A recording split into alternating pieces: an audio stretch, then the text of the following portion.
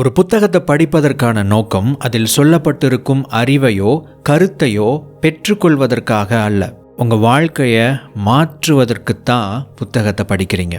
அதுவும் சரியாக புத்தகங்களை படித்தா உங்கள் வாழ்க்கை மாறும்.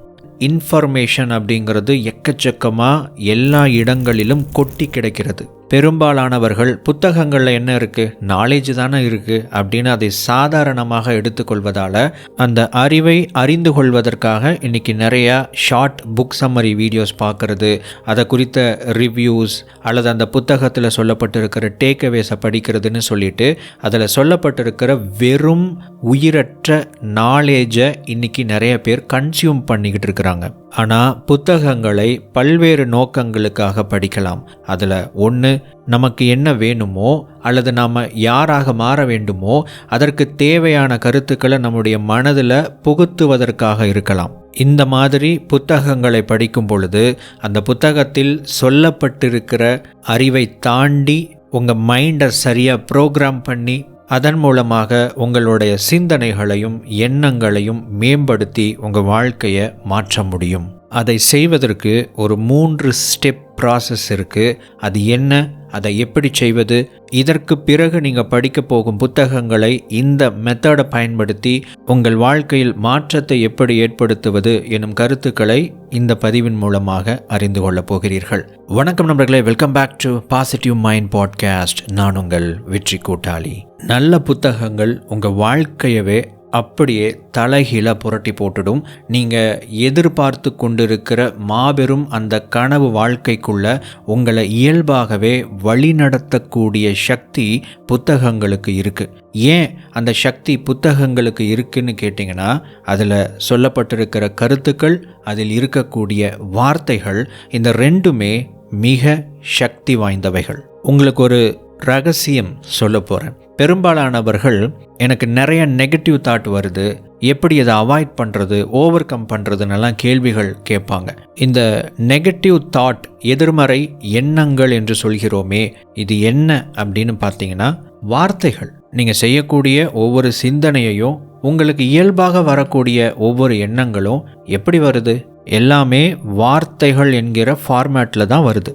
அப்போது நாம் அதிகமான எதிர்மறையான வார்த்தைகளை மனதிற்குள்ளாக நாம் கேட்டு பயன்படுத்தி பதிய வைத்திருந்தால், நாம் சிந்திக்க முயற்சி செய்யும் பொழுதோ, நமக்கு இயல்பாக நம்முடைய மனதில் ஒரு அனுபவம் உருவாக்கப்படும் பொழுதோ, அதை வெளிப்படுத்தக்கூடிய எண்ணமோ சிந்தனையோ, நமக்கு என்ன வார்த்தை தெரியுமோ அந்த வார்த்தையின் மூலமாகத்தான் அது அதை எக்ஸ்பிரஸ் பண்ண பார்க்கும். வார்த்தைகளை சாதாரணமாக எடுத்துக்கொள்ளாதீர்கள்.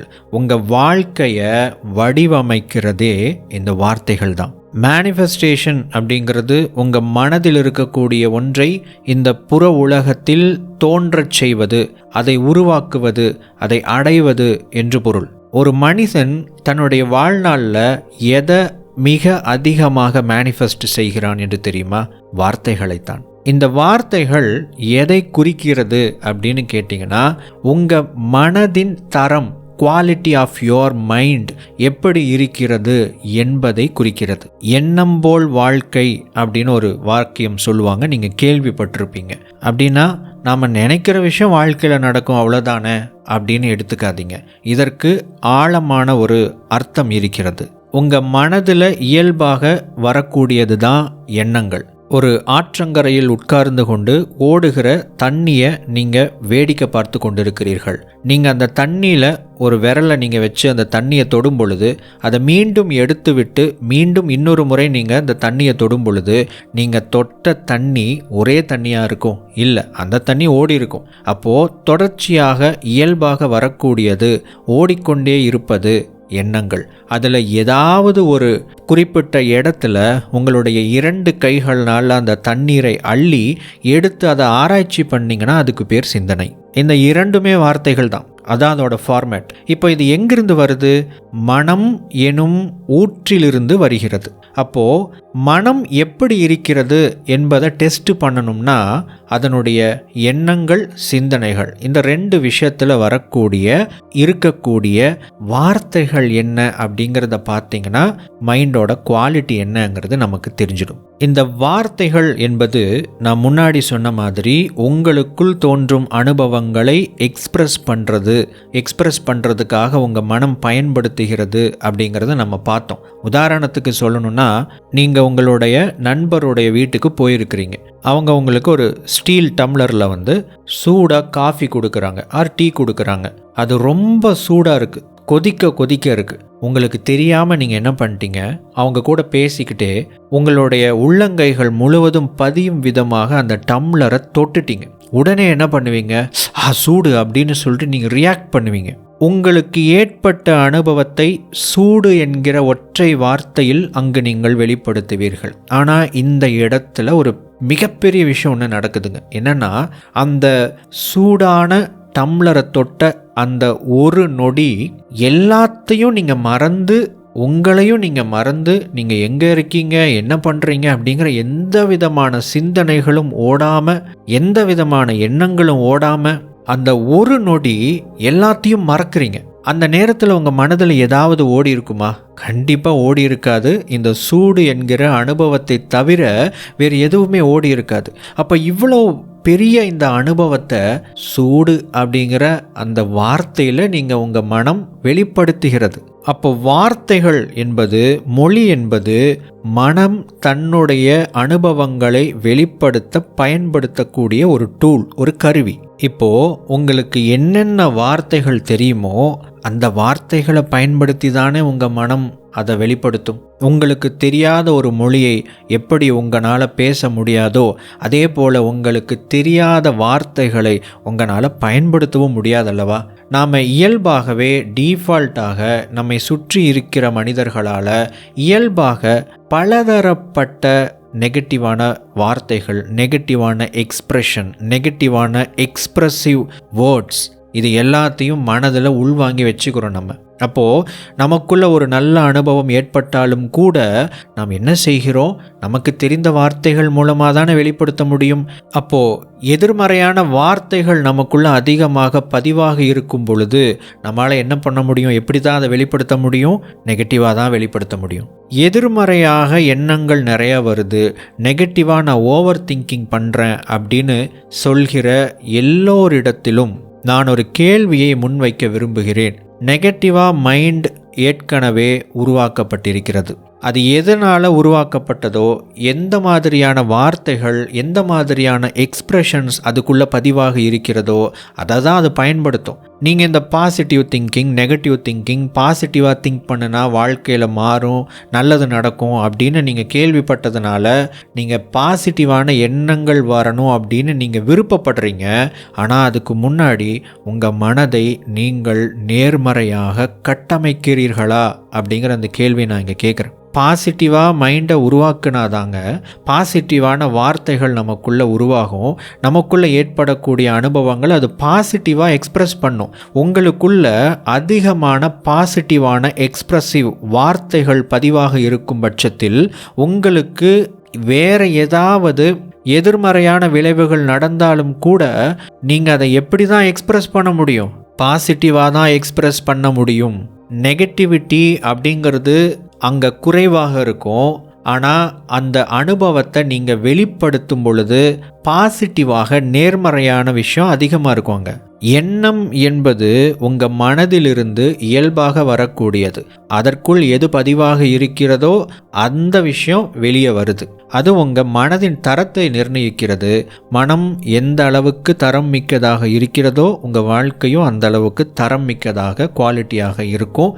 அப்படிங்கிறதான் எண்ணம் போல் வாழ்க்கை எனும் வாக்கியம் நமக்கு சொல்ல வருகிற கருத்து.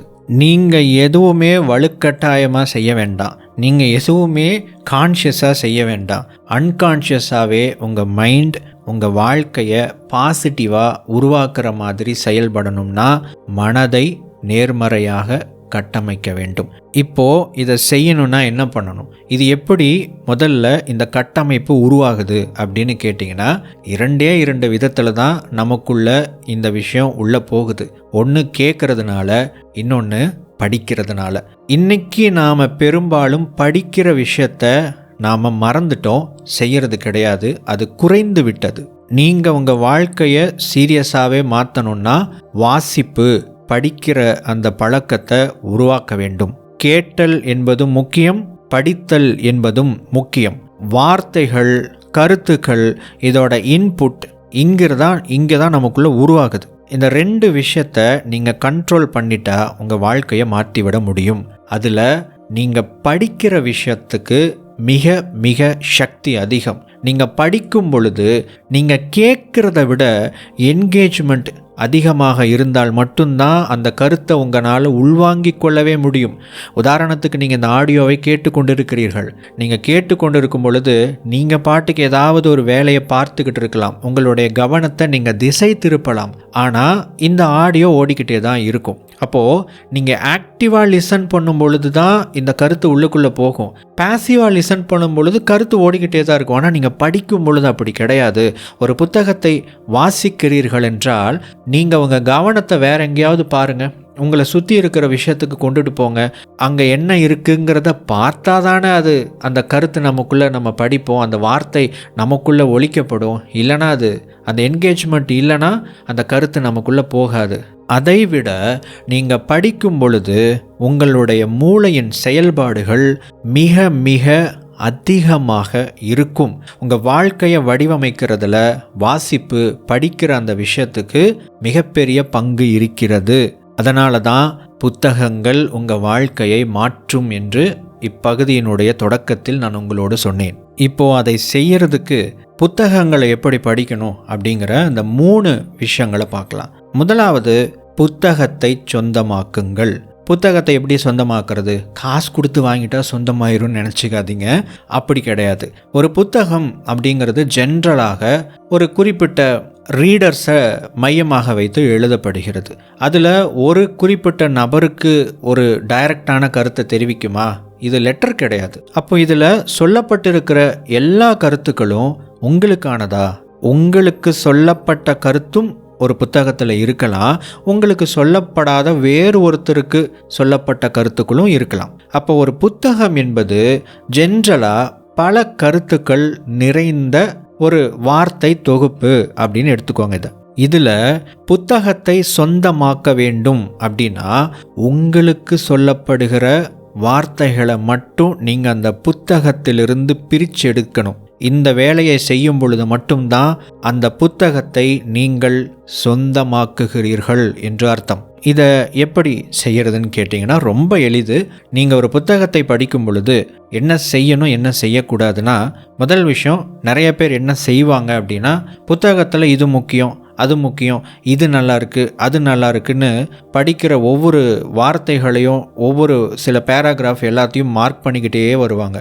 நோட்ஸ் எடுத்துக்கிட்டே இருப்பாங்க. நிறைய பேர் இப்போ இந்த மாதிரி வீடியோஸ் கூட பார்க்குறீங்க அப்படின்னா நிறைய பேர் நோட்ஸ் எடுப்பாங்க. எனக்கு அந்த நோட்ஸ் எல்லாம் அனுப்புவாங்க. அதில் என்ன இருக்கும் அப்படின்னு பார்த்தா, அந்த வீடியோவில் நான் என்னெல்லாம் சொல்லியிருப்பேனோ அதையெல்லாம் நோட் பண்ணி வச்சுருப்பாங்க. உண்மையில் நீங்கள் இதை இப்படி செய்யக்கூடாது. ஒரு புத்தகத்தை படிக்கும் பொழுது அந்த புத்தகத்தில் ஒரு சில வார்த்தைகள், வாக்கியங்கள் அல்லது சில ஒரு பேராகிராஃப் ஆர் ஒரு சில நேரத்தில் ஒரு பக்கம், சில பக்கங்களில் சொல்லப்பட்டிருக்கிற கருத்துக்கள், அதை நீங்கள் படிக்கும் பொழுது இது என்னுடைய மைண்டு இதில் ஏதோ ஒரு விஷயம் ஸ்ட்ரைக் ஆகுது. இந்த புத்தகத்தில் சொல்லப்பட்டிருக்கிற கருத்து என்னுடைய மனசை தொடுது, டச் பண்ணுது. இது எனக்கே சொன்ன மாதிரி இருக்குது, இது எனக்கு தேவையான கருத்து அப்படிங்கிற மாதிரி உங்கள் மனதை தொடக்கூடிய கருத்துக்களை மட்டும்தான் நீங்கள் ஹைலைட் பண்ணணும். சரி, இப்போது இந்த மாதிரி நீங்கள் ஹைலைட் பண்ணிட்டீங்க, அண்டர்லைன் பண்ணிட்டீங்க, ஆறு குறிப்பெடுத்து வைத்து கொண்டீர்கள். ரெண்டாவதாக நீங்கள் என்ன பண்ணணும்னா, அந்த கருத்தை தியானிக்கணும். உடனே நீங்கள் அடுத்த பக்கத்துக்கு கடந்து சென்று விடக்கூடாது. அந்த கருத்தை நீங்கள் திரும்ப படிக்கணும். பொறுமையாக படிக்கணும். படிச்சுட்டு முதல்ல அந்த புத்தகத்தில் சொல்லப்பட்டிருக்கிற கருத்து எப்படி சொல்லப்பட்டிருக்கிறது என்பதை மனதில் நிலைநிறுத்த முயற்சி பண்ண வேண்டும். கிட்டத்தட்ட அதை மனப்பாடம் செய்கிற மாதிரி, ஆனால் மனப்பாடம் செஞ்சிடாதீங்க. மனப்பாடம் செய்ய வேண்டிய அவசியம் இல்லை. சில நேரத்தில் நீங்கள் மனப்பாடம் செய்ய மாட்டீர்கள். அந்த கருத்தை ஆழமாக கூர்ந்து ஒரு சில முறைகள் வாசித்தாலே அவைகள் உங்கள் மனதில் மனப்பாடமாகிவிடும். பர்பஸாக மனப்பாடம் பண்ணணும்னு எதையும் பண்ணாதீங்க. படிக்கும் பொழுது ஆனால் ஓகே, மற்றபடி அந்த கருத்தை உங்களுடைய மைண்டில் டவுன்லோட் பண்ணணும், அந்த மனதில் பதிய வைக்கணும். அதை செஞ்சதுக்கப்புறம் அது குறித்து சிந்திக்கணும். அந்த கருத்தையே சில நிமிடங்கள், ஒரு 5 நிமிடங்கள் உங்கள் மனதிற்குள்ளேயே ஓட விட்டுக்கிட்டே இருக்கணும். இது அந்த கருத்தை தியானிக்கிறது. 3வதாக நீங்கள் ஒரு விஷயத்தை செய்யணும், ரிஃப்ளெக்ட் பண்ணணும். ரிஃப்ளெக்ட் பண்ணுறதுனா என்னென்னா, நீங்கள் ஒரு கருத்தை உள்வாங்கி தியானித்ததன் மூலமாக உங்களுக்கு ஒரு வெளிப்பாடு கிடைத்திருக்கும். அந்த வெளிப்பாட்டை நீங்கள் சிந்திச்சு அந்த கருத்தை குறிப்பெடுத்து வைத்து கொள்ள வேண்டும். இந்த மாதிரி நீங்கள் குறிப்பெடுத்து வைக்க ஆரம்பித்தீர்கள் என்றால், நீங்கள் எடுத்து வைத்த குறிப்புகள் நீங்கள் சாதாரணமாக நோட்ஸ் எடுக்கிறத விட குறைவானதாக இருக்கும்.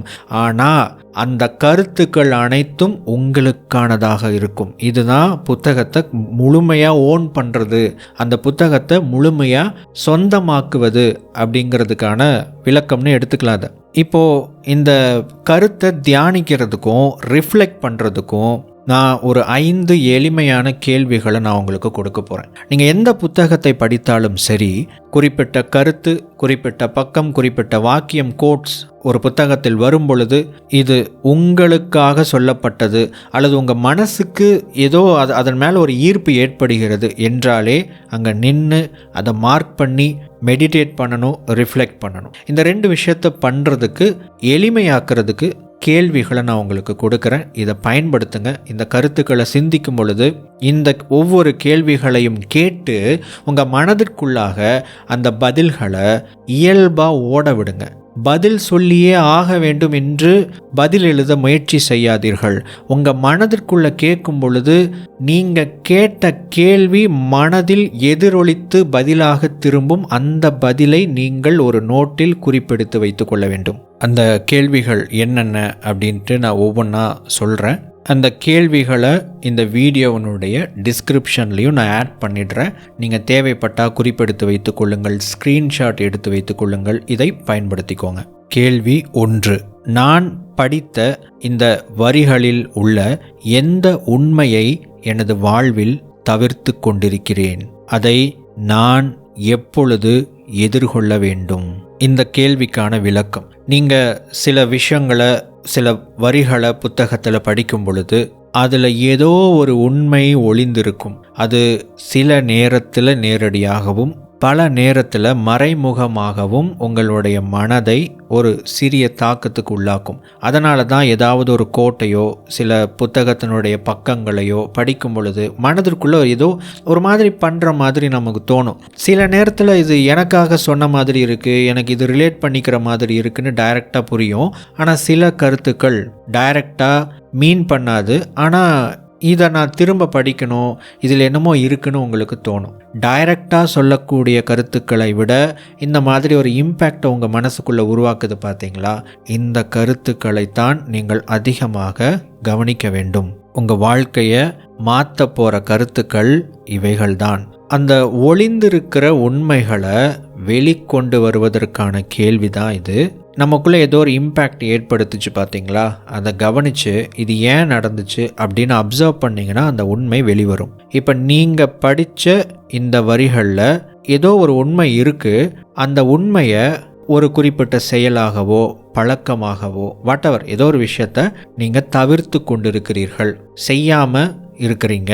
அது என்ன அப்படின்னு கேள்வி கேட்கணும். இந்த உண்மையை நீங்கள் எப்போ ஃபேஸ் பண்ணணும், எப்போ எதிர்கொள்ளணும் அப்படிங்கிற ஒரு கேள்வியை கேட்டு சிந்தனை செய்யுங்கள். கேள்வி 2. இப்பொழுது நான் படித்த இந்த வரிகளில் ஒளிந்துள்ள உண்மையை, இது உண்மை என்று ஏற்கனவே என்னுடைய இன்னொரு பக்கத்துக்கு நன்றாக தெரியும். அந்த என்னுடைய இன்னொரு பக்கம் எது? நான் இங்கு எதை நினைவுபடுத்த வேண்டும்? இந்த கேள்விக்கான விளக்கம். நீங்கள் சில உண்மைகளை படிக்கிறீங்க, உங்களுக்குள்ள ஏதோ ஒரு மனசு அதை தொடுது. இப்போ நீங்கள் அது என்ன ஏதுன்னு முதல் கேள்வியில் ஒரு சிறிய கேள்வி கேட்டு ஒரு ஆராய்ச்சி பண்ணியிருப்பீங்க. நமக்கு பல முகங்கள் இருக்குது. பல முகங்கள் அப்படிங்கிற வார்த்தையால் நான் எதை சொல்ல வர்றேன் அப்படின்னா, நாம் நம்ம வாழ்க்கையில் ஏதோ ஒரு விஷயத்தை செய்யணும், சாதிக்கணும் அப்படின்னு நம்ம நினைக்கிறோம். அந்த சாதனைகளை செஞ்சுட்டா, அதையெல்லாம் அடைஞ்சிட்டா நான் யாராக இருப்பேன் அப்படிங்கிறது நமக்கு இருக்கக்கூடிய ஒரு முகம். இப்போ நான் என்னவா இருக்கேன் அப்படிங்கிறது என்னுடைய இன்னொரு முகம். இந்த மாதிரி நமக்கு பல முகங்கள் இருக்கிறது. இப்போ நீங்கள் படித்த இந்த வரிகள் உங்களுக்கு இருக்கக்கூடிய பல முகங்கள், அதாவது பல அடையாளங்களோடு எந்த அடையாளத்தோடு இது பொருந்துது, எந்த பகுதி, எந்த பார்ட், எந்த முகத்துக்கு இது சொல்ல வர்ற கருத்து, அந்த உங்களுடைய இன்னொரு பக்கம் எது, இன்னொரு முகம் எது, இன்னொரு அடையாளம் எது அப்படிங்கிறத குறிப்பெடுத்து வைத்துக்கொள்ளுங்கள், எழுதுங்க. ரெண்டாவது, நீங்கள் இந்த இடத்துல எதை உங்களுக்கு நீங்களே நினைவுபடுத்தி கொள்ள வேண்டும். இந்த பகுதிக்கான விளக்கம் என்னன்னா, நமக்கு பல முகங்கள் இருக்குன்னு பார்த்தோம். அதில் ஒரு முகம் நம்ம வாழ்க்கையில் முன்னேறணும், சக்ஸஸ் ஆகணும் அப்படின்னு நினைக்கக்கூடிய ஒரு முகமாக இருக்கலாம். அந்த முகத்தை டார்கெட் பண்ணுற மாதிரி, அந்த அடையாளத்துக்கு சொல்கிற மாதிரியான கருத்தை நீங்கள் படிச்சிருக்கலாம். நீங்கள் இதெல்லாம் செய்யணும்னு ஒரு காலத்தில் உங்களுக்குள்ள ஒரு ஆர்வமோ, ஒரு ஆசையோ, ஒரு விருப்பமோ உங்களுக்குள் உருவாகி இருக்கலாம் அல்லவா? ஆனால் அதை நீங்கள் மறந்துருப்பீங்க. ஏன் மறந்தீங்க? காலப்போக்கில் நீங்கள் வேறு ஒரு நபராக, வேறு ஒரு முகம் கொண்ட மனிதராக நீங்கள் நடந்து கொள்ள தொடங்கும் பொழுது இந்த விஷயத்தை நீங்கள் கண்டுக்காமல் போனதுனால அதை நீங்கள் மறந்துருக்கலாம்.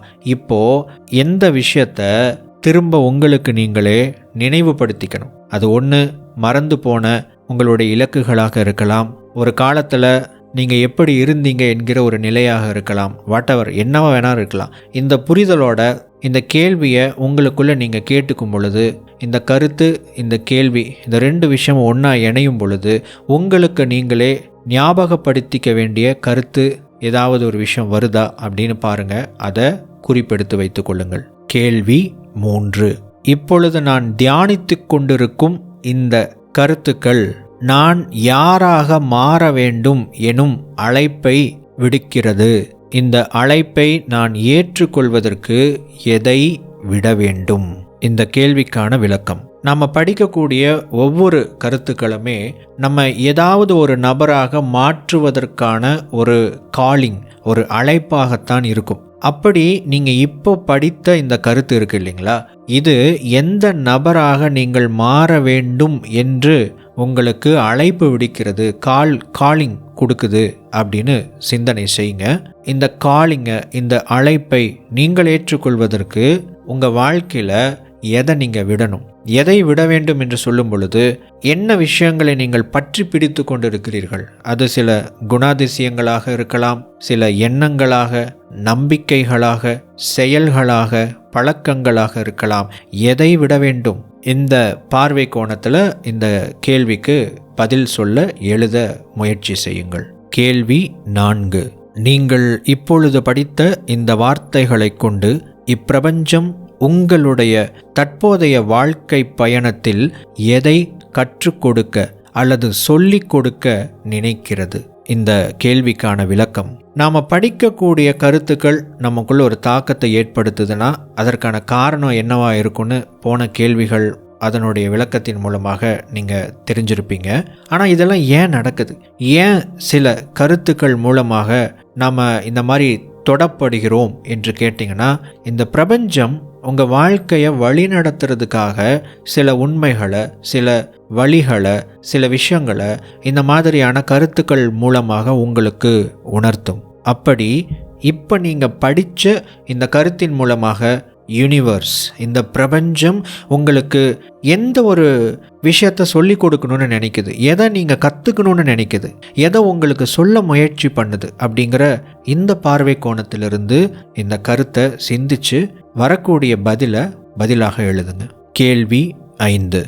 இப்பொழுது படித்த இந்த கருத்து நான் இவ்வுலகத்தில் இப்பொழுது நடந்து கொள்வதை விட வித்தியாசமாக எப்படி நடந்து கொள்ள வேண்டும் என்று சொல்கிறது. இந்த கேள்வியின் விளக்கம். இது வரைக்கும் 4 கேள்விகள் மூலமாக ஆழமாக உங்களுக்கு சில விஷயங்கள் உங்களுக்கு கிடைச்சிருக்கும். இப்போ உங்களுக்கு ஒட்டுமொத்தமாக உங்களுக்கு ஒரு வாழ்க்கை பாடம் ஒன்று நீங்கள் இதை தியானம் செய்ததன் மூலமாக உங்களுக்கு கிடைத்திருக்கும். இப்போது இந்த பாடம் உங்களுக்கு என்ன சொல்ல வருது? நீங்கள் இப்போ நடந்து கொள்வதை விட என்ன மாதிரி நடந்துக்கணும், வித்தியாசமாக என்ன செய்யணும், எப்படி நடந்துக்கணும்னு சொல்லுது. அப்படிங்கிற இந்த பார்வை கோணத்திலிருந்து இந்த கேள்வியை அணுகி பதில் எழுதுங்கள். இதுதான் உங்கள் வாழ்க்கையை மாற்றுவதற்கான புத்தக தியானம் செய்வதற்கான கேள்விகள் மற்றும் வழிமுறைகள். இந்த பதிவு உங்களுக்கு பிரயோஜனமாக இருந்திருக்கும் அப்படின்னு நான் நம்புகிறேன். இந்த பதிவு உங்களுக்குள்ள எது மாதிரியான தாக்கத்தையோ கருத்தையோ உங்களுக்கு கொடுத்துருக்கு அப்படிங்கிற உங்களுடைய கருத்துக்களை கீழே கமெண்ட் செக்ஷனில் பதிவு பண்ணுங்க. உடனடியாக நீங்கள் படித்து கொண்டிருக்கும் புத்தகத்தில் இந்த கருத்துக்களை இம்ப்ளிமெண்ட் பண்ண முயற்சி பண்ணுங்க. உங்கள் வாழ்க்கை மாற்றம் இந்த நிமிடத்திலிருந்து தொடங்குகிறது. உயர் நன்மையும் உயர் மேன்மையும் உங்களுக்கு உண்டாகட்டும். நன்றி.